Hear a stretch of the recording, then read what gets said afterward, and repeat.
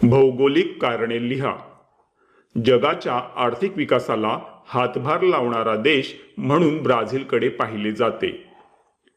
उत्तर, ब्राझील हा देश 3 शतकांपेक्षा अधिक काळ पोर्तुगीजांच्या अधिपत्याखाली होता। 20व्या शतकाच्या शेवटच्या कालखंडात जागतिक वित्तीय समस्यांमधून हा देश सावरला आहे। भविष्यातील एक प्रमुख बाजारपेठ या दृष्टीने ब्राझीलकडे पाहिले जाते। अशा प्रकारे जगाच्या आर्थिक विकासाला हातभार लावणारा देश म्हणून ब्राझीलकडे पाहिले जाते।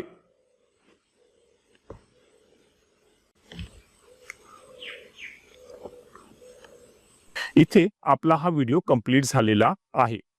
तुम्ही आपल्या चॅनलला आठवणीने सबस्क्राइब करा, ह्या व्हिडिओला लाईक करा आणि ह्या व्हिडिओला तुमच्या मित्रमैत्रिणींसोबत शेअर करा।